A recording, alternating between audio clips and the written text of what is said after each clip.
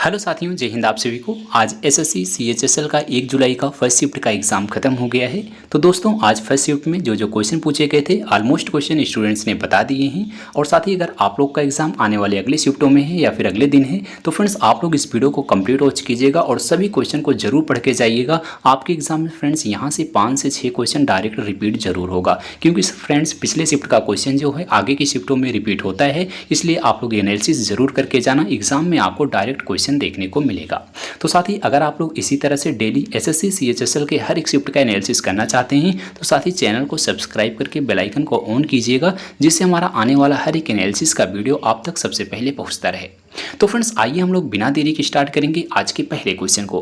तो देखिए साथी, पहला क्वेश्चन इसमें पूछा गया था कि हरित प्राधिकरण का वर्तमान अध्यक्ष कौन है। तो देखिए अध्यक्ष पूछा गया था, तो आपको बता दें न्यायमूर्ति प्रकाश श्रीवास्तव इसका करेक्ट आंसर था। न्यायमूर्ति प्रकाश श्रीवास्तव ने राष्ट्रीय हरित प्राधिकरण के अध्यक्ष के रूप में कार्यभार संभाला है।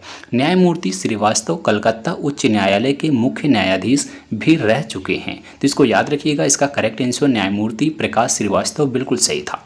अगला क्वेश्चन एक पूछा गया था साथ ही, साकेवा डांस कहाँ किया जाता है। तो फ्रेंड्स याद रखिएगा, साकेवा जो डांस है ये सिक्किम का है, यानी सिक्किम इसका फ्रेंड्स करेक्ट आंसर था। साकेवा डांस सिक्किम में किया जाता है। अगला क्वेश्चन देखिए पूछा गया था, आर्य समाज की स्थापना किसने किया था, कब किया था। तो इंपॉर्टेंट क्वेश्चन है साथ ही, इसको याद रख लीजिएगा। दयानंद सरस्वती ने 10 अप्रैल सन 1875 ईस्वी में मुंबई में आर्य समाज की स्थापना की थी। तो आर्य समाज की स्थापना किसने किया, दयानंद सरस्वती ने किया। कब किया था, 10 अप्रैल 1875 में किया था। कहाँ किया था, मुंबई में किया था। तो 3 क्वेश्चन यहाँ से आपके एग्जाम में बन सकता है। साथ ही अगला क्वेश्चन पूछा गया था, जनसंख्या वृद्धि दर सबसे कम किस वर्ष हुई थी। तो देखिए साथी, अगर हम बात करते हैं सबसे कम जनसंख्या वृद्धि दर यानी नेगेटिव में किस वर्ष हुई थी, तो 1921 में हुई थी। इसको याद रख लीजिएगा। जनगणना वर्ष 1911 से 1921 ने ऋणात्मक वृद्धि दर -0.31% दर्ज की, जो भारत की जनसंख्यांकिकी इतिहास में केवल एक बार हुई थी। कब हुई थी, 1921 में। तो 1921 इसका साथी करेक्ट आंसर था। तो आपको बता दें साथी, जो आपका एसएससी सीएचएसएल का प्रीवियस एग्जाम हुआ था अगस्त में, अगर साथी उन सब प्रीवियस के क्वेश्चन पेपर आप लोग पढ़ के जाएंगे तो वहाँ से आपके एग्जाम साथी 6 से 8 क्वेश्चन आपका प्रीवियस एग्जाम से ही डायरेक्ट देखने को मिल रहा है। जैसे आपका आर्य समाज का क्वेश्चन हो गया, जनसंख्या का क्वेश्चन, जनगणना के क्वेश्चन, पंचवर्षीय योजना के क्वेश्चन, वो सभी क्वेश्चन फ्रेंड्स आपका नया नहीं बनता है, डायरेक्ट रिपीट होता है। तो इसलिए साथ ही आप लोग प्रीवियस एग्जाम का एनालिसिस कीजिएगा, उसके क्वेश्चन पेपर पढ़ के जाइएगा, एग्जाम में आपके डायरेक्ट क्वेश्चन देखने को मिलेगा। इसलिए साथ ही हम आपके प्रीवियस ईयर के जो आपका एग्जाम हुआ था टोटल 40 शिफ्टों का, सभी शिफ्टों के जीके जीएस के क्वेश्चन का पीडीएफ साथ ही तैयार कर दिए हैं। आप लोग को एक बार हम पीडीएफ के बारे में बता देते हैं।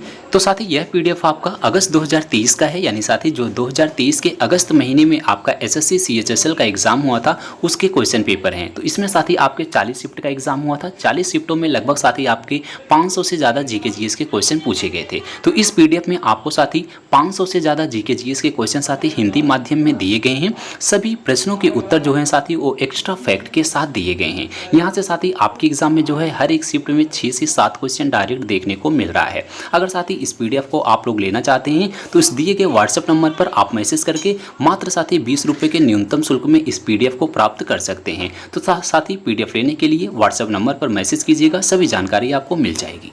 अगला क्वेश्चन देखिएगा साथ ही, पूछा गया था कि अम्ल क्षार की अवधारणा कौन है, यानी अम्ल और क्षार से रिलेटेड क्वेश्चन आया था।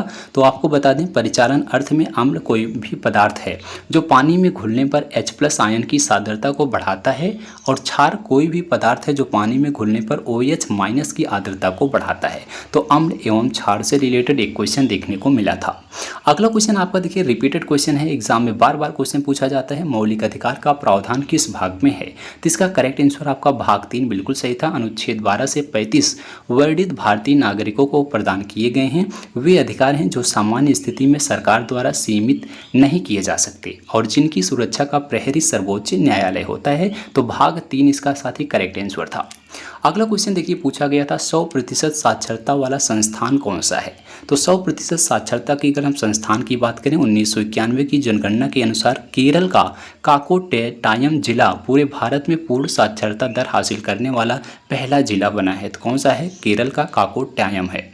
अगला क्वेश्चन देखिए पूछा गया था प्लासी के युद्ध से रिलेटेड, प्लासी का युद्ध कब हुआ था या फिर कहाँ हुआ था या फिर किसके बीच हुआ था। तो आपको बता देते हैं साथी, प्लासी का युद्ध लड़ाई जो है 23 जून 1757 को उत्तर पूर्वी भारत में लड़ी गई थी।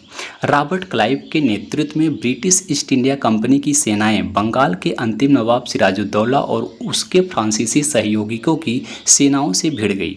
क्लाइव की जीत के कारण अंततः ब्रिटिश भारत में सबसे बड़ी आर्थिक और सैन्य शक्ति बन गई थी। इसको देख लीजिएगा, प्लासी के युद्ध से रिलेटेड एक क्वेश्चन था। नेक्स्ट क्वेश्चन आपका पूछा गया था असद अली खान का संबंध किस वाद्य यंत्र से है। तो आप सबको पता होगा साथी, असद अली खान को कई राष्ट्रीय पुरस्कार मिले हैं, जिनमें 1977 में संगीत नाटक अकादमी पुरस्कार, 2008 में नागरिक सम्मान पद्म भूषण शामिल है, जिसे भारतीय राष्ट्रपति प्रतिभा पाटिल ने प्रदान किया था। उन्हें द हिंदू द्वारा भारत में सर्वश्रेष्ठ जीवित रुद्र वीणा वादक के रूप में वर्णित किया गया है। तो असद अली खान का संबंध किस वाद्य यंत्र से है, तो रुद्र वीणा से है। इनको पूछा जाता है कौन कौन सा पुरस्कार मिला है, इसको भी याद रखिएगा। संगीत नाटक है आपका जैसे, और पद्म भूषण है, ये सभी पुरस्कार हैं, इसको भी फ्रेंड्स देख लीजिएगा। अगला क्वेश्चन देखिए जनगणना से पूछा गया। जनगणना 2011 के अनुसार हिंदू जनसंख्या में वृद्धि प्रतिशत कितना था। तो आपको बता दें इसी अवधि में विभिन्न धार्मिक समुदायों की जनसंख्या वृद्धि दर इस प्रकार थी। हिंदू की 16.8%, मुस्लिम की 24.6%, ईसाई की 15.5%, सिख की 8.4%, बौद्ध की 6.1% और जैन की 5.4% टोटल जो है वृद्धि दर देखी गई थी। ये क्वेश्चन आपका पंचवर्षीय योजना से था कि पहली पंचवर्षीय योजना का लक्ष्य कितना था। तो आपको बता दें पहली पंचवर्षीय योजना का कार्यकाल याद रखिएगा, डायरेक्ट पूछा जाता है, 1951 से 1956 तक था। लक्ष्य वृद्धि की बात करें तो 2.1% था और वास्तविक वृद्धि दर जो थी वो 3.6% थी। यह मॉडल पूछा जाता है किस पर आधारित है, तो हैरोल्ड डोमर मॉडल पर आधारित थी। तो पहली पंचवर्षीय योजना का कार्यकाल याद रखिएगा, इसके वृद्धि दर याद रखिएगा, यह किस पर आधारित थी, तो हैरोल्ड डोमर मॉडल पर आधारित थी। अगला क्वेश्चन देखिए पूछा गया था साथी, मौलिक अधिकार आत्म दोषारोपण के संबंध में कौन सा अधिकार देता है। तो यह जो है मौलिक अधिकार है जो व्यक्तियों को अपने स्वयं के आपराधिक अभियोजन में गवाह बनने हेतु मजबूर होने से बचाता है। आत्मदोषी ठहराए जाने के विरुद्ध निषेध केवल तभी लागू किया जाता है। यह कौन सा अधिकार है, मौलिक अधिकार है। अगला क्वेश्चन पूछा गया था 322 ईसा पूर्व में चंद्रगुप्त मौर्य के द्वारा किस साम्राज्य की स्थापना की गई थी। तो आप सबको पता होगा चंद्रगुप्त मौर्य ने 322 ईसा पूर्व में मौर्य साम्राज्य की स्थापना की थी। उन्होंने 298 ईसा पूर्व तक लगभग 25 वर्षों तक साम्राज्य पर शासन किया था। तो कौन से स्थापना की थी, मौर्य साम्राज्य की स्थापना 322 ईसा पूर्व में की थी।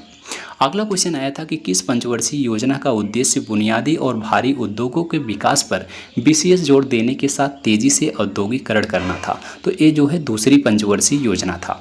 तो दूसरी पंचवर्षीय योजना का फोकस भारी उद्योगों पर था। तीव्र औद्योगिकरण उपयोग राष्ट्रीय आय में 25% वृद्धि का लक्ष्य निर्धारित करने के लिए किया गया था।